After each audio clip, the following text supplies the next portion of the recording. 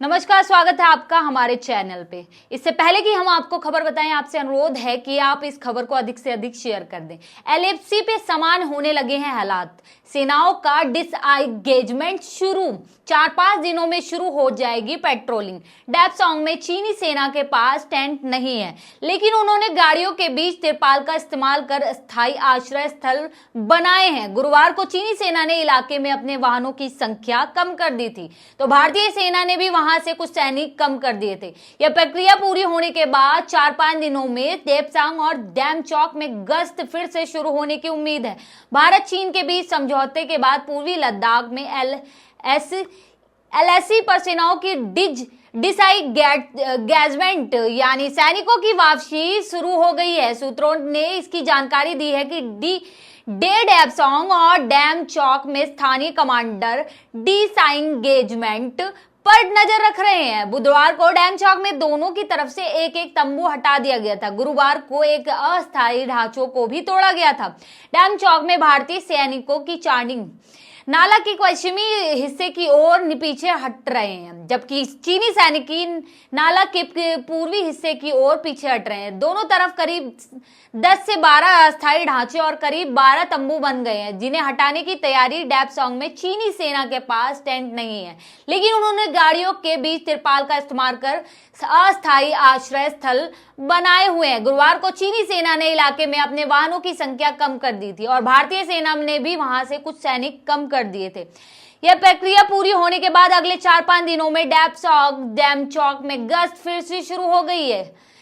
भारत और चीन के बीच हुआ समझौता। भारत और चीन वास्तविक नियंत्रण रेखा पर अपने सैनिकों को पीछे हटाने और फिर से पेट्रोलिंग शुरू कर देगी, जिससे मिलिट्री टर्म में डिसएंगेजमेंट कहते हैं। पीएम मोदी की रूस यात्रा पहले बनी थी बात, अब क्या है पूरा मामला हम आपको बता रहे हैं। माफ कीजिएगा, आप इस खबर में बने रहें और कहीं खबर को छोड़ के ना जाए। विदेश सचिव विक्रम मिस्री ने सोमवार को इस बारे में जानकारी दी है। उन्होंने कहा है कि दोनों देशों के बीच पेट्रोलिंग की व्यवस्था को लेकर बनी सहमति में 2020 में पूर्वी लद्दाख में उत्पन्न हुए तनाव को धीरे धीरे समाधान हो रहा है।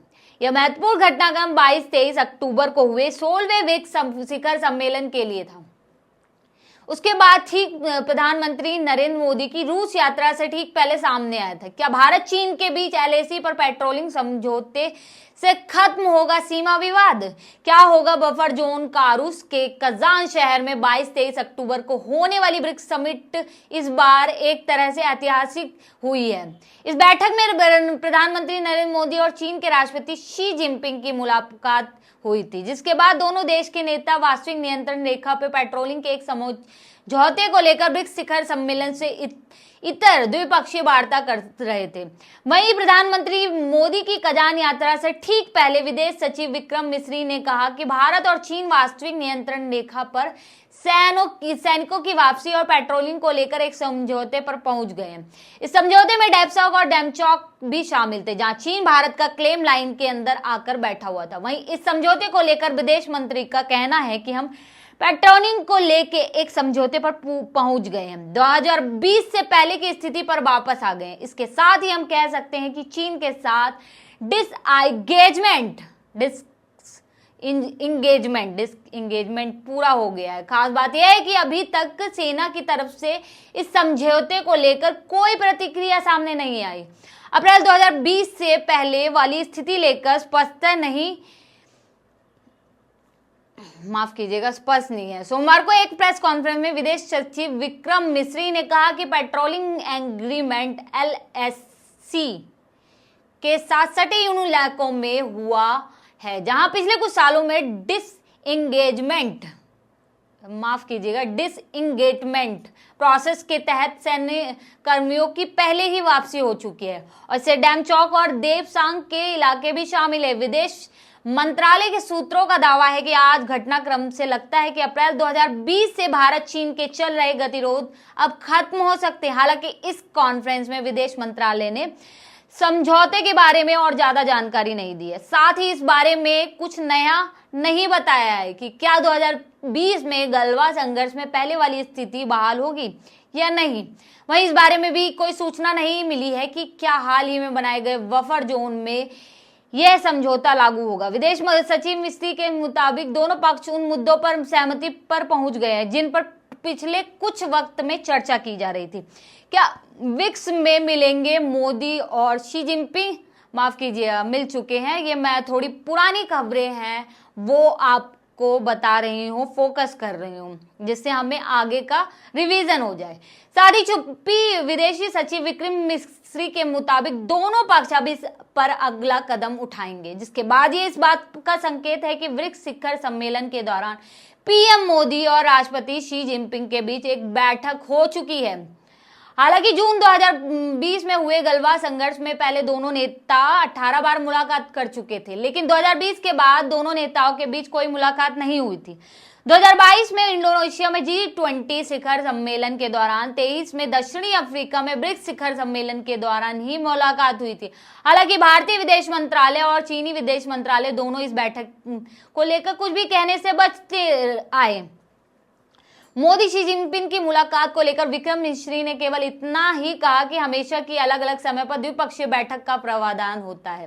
द्विपक्षीय बैठकों के लिए कई अनुरोध मिले हैं, हम आपकी जल्द ही द्विपक्षीय बैठकों के बारे में जानकारी दे देंगे, जो कि आ चुकी है। वहीं चीनी विदेश मंत्रालय के प्रवक्ता लिन जियान ने बीजिंग में संवाददाता सम्मेलन में एक सवाल का जवाब देते हुए कहा था, अगर कोई बात सामने आती है तो आपको सूचित कर देंगे। 4 सालों में 31 दौरे की कूटनीति बैठकें। वहीं इस मुलाकात को लेकर विदेश मंत्रालय के एक सूत्र का कहना है कि यहां तक पहुंचना ही बड़ी बात है और ये अपनी आसानी से नहीं हुआ है।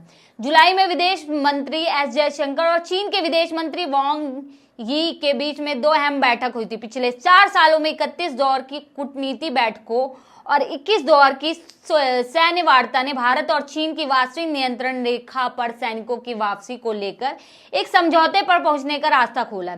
सूत्रों के मुताबिक जुलाई में दोनों देशों के विदेश मंत्रियों में 2 बार मुलाकात हुई थी, जिसमें सैनिकों की शीघ्र वापसी पर जोर दिया गया था।